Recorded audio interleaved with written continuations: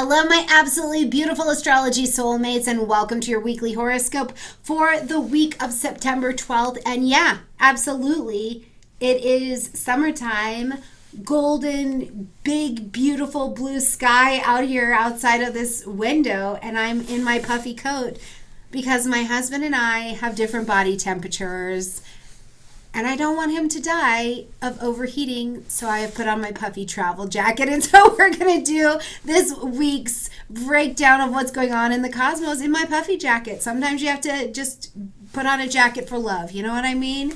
All right, you guys, I hope you've had a gorgeous week. Please let me know how you're doing, how you're feeling, what's going on. We're back to school in certain areas. We've just come off of holiday in other areas. How are you doing? How are you feeling as we're coming around into Monday? Because I will tell you, it's some interesting energy that we are working with. We ended last week with the sun and this gorgeous trine to Uranus that I always get really excited about. But as we're coming into this week, I am aware that the vibration of Mercury being retrograde, which is not a negative thing at all, it's actually incredibly useful. But for many people, it could have brought a sense of confusion or a sense of pending frustration because they don't know that Mercury's retrograde. They don't know that September brings us to the height of retrograde energy, so we're absolutely not going to be pushing anything forward.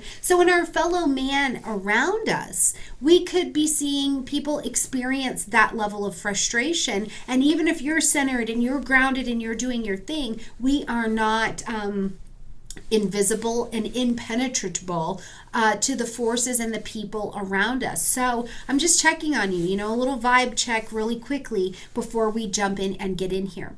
Now we are, again, as we are looking into this week, we're coming in with an energy that is very lunar at the beginning of the week. So it's another great reason to be checking in with you as well.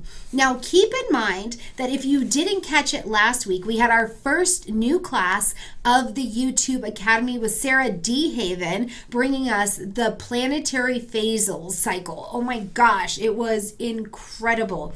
She is one of these astrologers, I will tell you also, that I feel like she's just this like low-key gem. She doesn't have big Mercury vibes like Stormie Grace, who's out here with the hair and the plants and all the things. Sarah is just over there being low-key, and she has got depth to her that I really enjoy. So hopefully you've had the opportunity to check out that planetary phasal class. If you have not, go back and check it out. Coming later next week, we're going to have Sasha Rose coming back to talk about Venus and Mars in the natal chart and answer questions on that. And before we round out this month, we will have S.J. Anderson back for his question and answer session on the outer planets Uranus and Neptune in astrology. So if you are new here, didn't even know we have a free astrology academy, we do. There's a playlist right there on my home page where you can watch the beginnings of astrology from the history,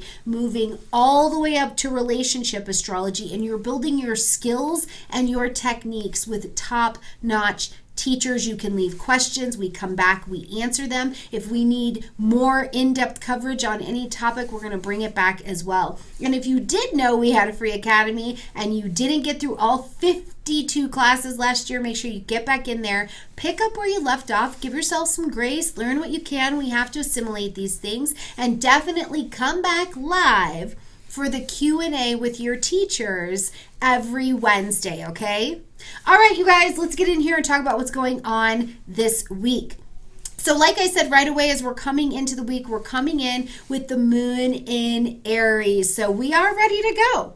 We are bursting with enthusiasm to get some things done. And emotionally, we can come into the week almost with this sense of I'm ready to win. And not only I'm ready to win, but I want to achieve. I want to see myself do something this week. Damn it, I have a right to be here. That's the Aries energy Stephen Forrest talks about, right? But it is also this energy when we're talking about Aries, and especially emotionally, lunar energy of what do I need to do to survive, right? So emotionally, where is that question poking you a little bit, whether you're excited and you're developing something new, or you're excited and you're going out and you're doing this thing, or you're just excited to be, or this is a question that's perplexing you a little bit and you have questions. Well, as we roll around into Tuesday, we're going to see early in the morning, so we'll have a good long day of the moon traveling in the energy of Taurus, so we become a little bit more settled,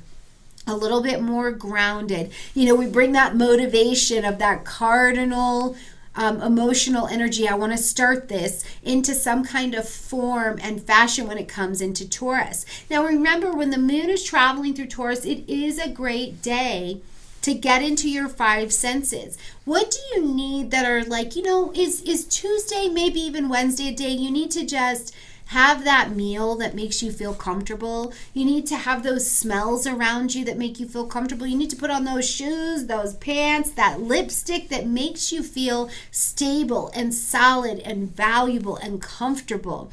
Look for your creature comforts while the moon is in Taurus. But I also think that is a perfectly strong energy to be considering what's going on in your relationships and with your finances, and where you feel your practice of stability in these areas is showing up as well. So let me know what that's looking like for you. When the moon's in Taurus, do you have a ritual or do you have a practice that it's like your go-to? And if you have a moon in Taurus, remember you'll be having a lunar return. You get one every single month. And if you've never tracked your lunar return, or you've never done a chart with me or one of the little lunar return reports, check it out. It is worth seeing what the configuration of the sky is every month when the moon comes back to the degree that it was at the time that you were born.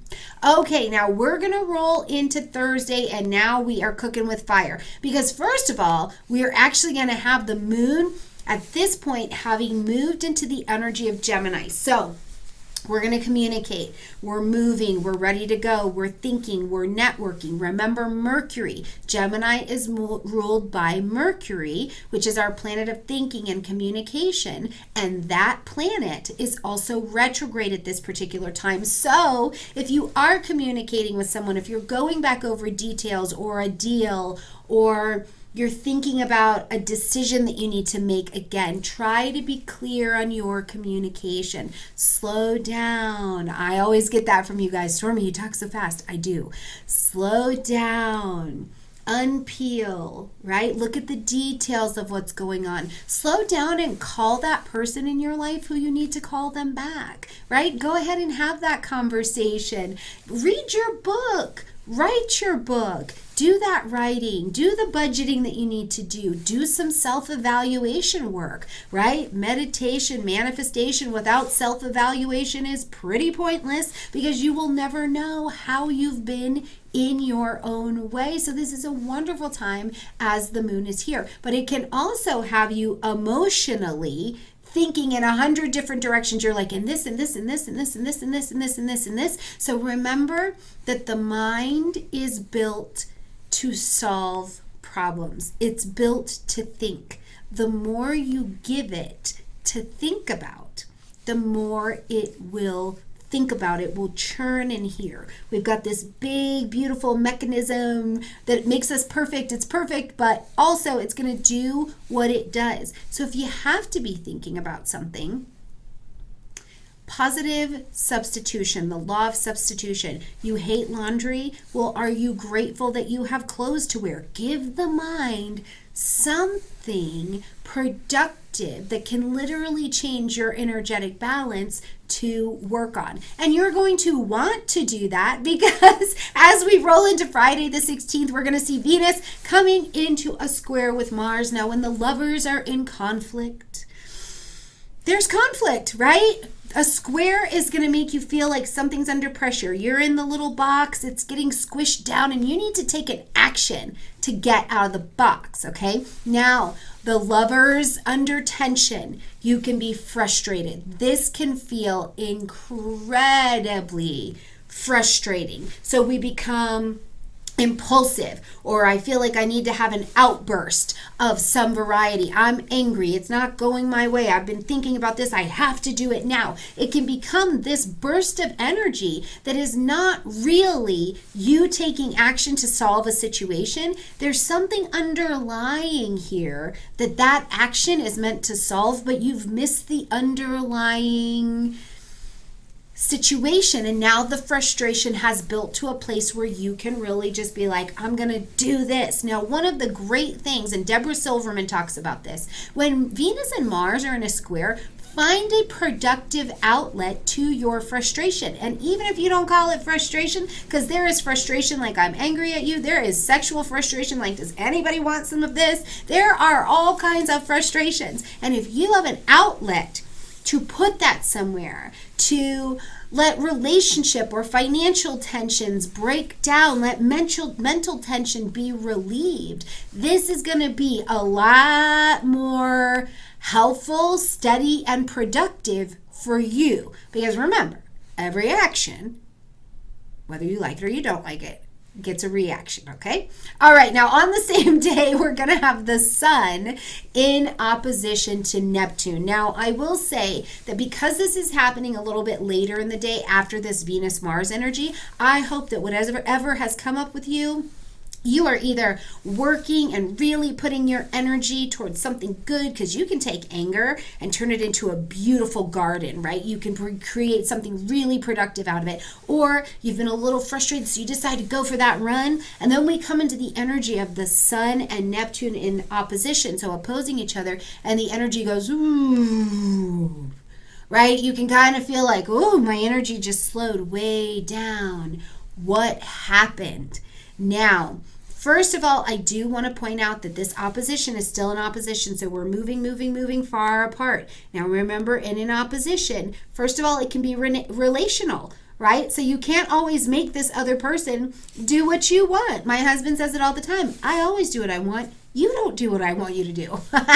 Ain't that the truth, right? So you can be pushing it further and further apart. You can be getting further and further apart from a person in your life, from a situation in your life. But instead, in an opposition, the sweet spot is to integrate those two opposing dynamics, right? Maybe it is not, maybe you had a plan, you had a vision, you thought it was going to go this way and it's going a little bit of a different direction. What's the sweet spot of compromise? How can you go with the flow? You know, how can you chill out a little bit as this dynamic is happening? Your energy has slowed down. So where can you cool out just a little bit? Now, other things that I want to point out is, one, Neptune is retrograde. So again, you've put on your caution lights. You've put on your, hold on, I need to slow down and just kind of be easy, be with this for a minute, be with this information, because not everything is clear. You could have events in your life, honestly, when Neptune gets involved and the sun, and you're like, where did that come from? What's the mystery of that? Depending on which houses these are working through, did you lay down and take a nap and you had this really interesting dream and it's sticking with you? Go to that, write that down, because what it may seem like on the surface, you find out in a couple weeks, it was actually this whole other thing. And if you had just woken up because you got taken by aliens and you translated that literally, then down the road you would have seen how that was deception, and it was just pointing to that you wanted to do something different. You wanted to go to Paris. Whatever the literal translation of that is. Now, another thing to keep in mind, I think, when Neptune gets involved, is that because it's retrograde too, you may be going back into your life, into your ideas, into your visions, and you're like, I really idealized this person, or I really thought that if I had this in my life, or if I did this, that fit my ideals, my structure of what I built my life on. It was really going to be fulfilling. And now you're finding out that you don't believe that's not what you idolize anymore. That's not spiritually in alignment with you anymore. Because remember, that Neptune retrograde, you're looking back over ideals from the past, so that we all have an ego, and you have to have an ego. It actually gets you out of bed and makes you go do some things. And when it's in check and when it's in alignment spiritually with you and the divine force, that ego, when you watch people live that fire in alignment with divine energy, you see them come on. You look at that person and go, my God, you are living your chart and doing what you were built to do. And if not, and it gets to be this unhealthy ego thing, or you're living a dynamic or an ideal that's not really yours anymore, it can be really painful, right? The pride comes before the fall and all of that good stuff, plus deception, delusion, all of these things can just be really painful to bounce back from. Okay, as we get, I'm like, okay, so let's just wrap that up. But as we roll into Saturday, what do we got here? Oh, Mars in this lovely sextile with Chiron, and Chiron still traveling through the energy of Aries. So this is a very nice meetup. Not only is it a fire and air trine which wants to expand, or excuse me, sextile, which wants to expand, right? When fire and air come together, they're compatible. You can really get an idea, have a conversation that takes you to the next place. A sextile offers not only the pocket of opportunity, but an opportunity for you to intelligently take action, like you're doing something with this. Okay, so this is Chiron facing retrograde. You've been reworking this identity. We just talked a lot about your ideals. Maybe they're really different today than they were last September. And this new identity of yours, this shedding of fear, some healing has happened to your own identity. And now in sextile with Mars, you're ready to go. You're ready to step forward. You're like, wait, I know me a little bit different.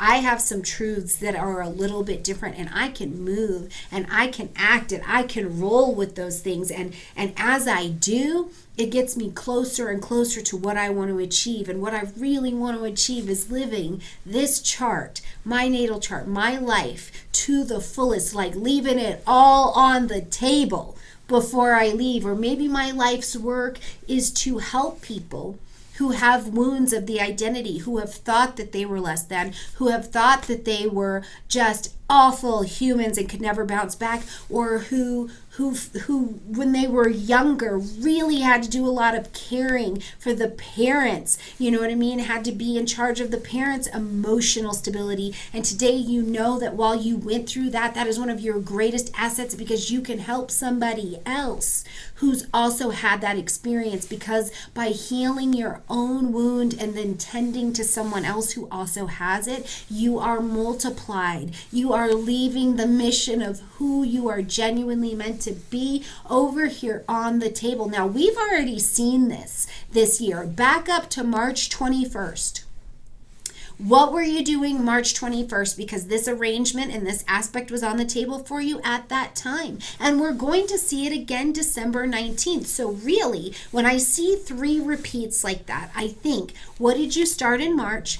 There's an evaluation of it at this particular time, and we are going to see culmination of your mission, meeting your mission by the time we get to December 19th. So, please let me know in the comment section down below what that is for you. And I'm going to search this week and see what it is for me as well, because I'm like, what was I doing, right? Where was I? Now, when we get to Sunday, we've got a little bit of a busy day. First of all, we're going to see Mercury in an opposition to Jupiter. Okay, so we've got the small mind, right, where I get new information, I gather it and bring it in, also retrograde, in opposition to Jupiter, who's the big mind. I form a belief, a philosophy, structures, I make it mine. They're both retrograde and in opposition to one another. Now, we saw them have this conversation already September 3rd. We're going to see them have the conversation again October 12th. So keep those dates in mind, okay? But as the big mind and the small mind hit opposition with one another, you can kind of feel a little off kilter, or like there's too much information. I want to be going here, I want to be going higher, but hold on, I also don't have the details. Wait a minute, I've got a big idea. Hold on. Like, it's like things are getting too far apart from one another. So we've got to integrate an opposition. Remember, say Jupiter, yes, you have this to offer, and Mercury's got the planning. So it's like, I always use this example. Jupiter says, I want world peace. And Mercury's like, what are the steps we need to take to make that happen? So here, they both have good ideas. Wherever Mercury is at in your chart, wherever Jupiter is transiting through your chart, retrograde in Aries, what is the idea that you have that you can find the sweet spot in the middle? Because what can happen is the plan is so good, but I miss the planning process. So you really want to integrate these two so that you can get a good solid plan behind you and involve other people. Get other perspectives, you know what I mean? Because it's also a great day on Sunday where the sun is in a trine to Pluto. So this is a driven energy. I'm set. I'm ready to go. If something feels like it's not moving, changing, growing, you're like, root it up. Let's change it. We are going to reform, reintegrate, transform, empower this energy in my life. So Sunday is a day where truly you can be empowered to make plans. Just make sure you get some people on board so you don't miss the details. And it is where you start to understand, I think, as well, or have more integration, that there's light and dark. Whenever Pluto gets involved, and Pluto is retrograde, so you're looking at something from the past, what you had was awesome, and it maybe is not great anymore, right? That structure, that belief idea, how you made money, that belief in that authoritarian style, ideas, actions, attitudes that you put on yourself, right? That you said, oh, I've been telling myself this story. They're worn out. That's worn out. No, No, we need empowerment today. You are standing in your own renewal as we come to Sunday. So take your plans, empower, drive forward. This is a good day to get that done. All right, my absolutely beautiful friends, my coat and I are going to see you next week. I love you. Thank you for spending some time with me. Like the video, comment, share, subscribe. Definitely comment. Mostly comment. Listen, I would love if you do those other things, but comment. I love hearing how you are doing, and that is why we get together to create some community here. All right, my friends, I love you, and I'll see you next week. Bye.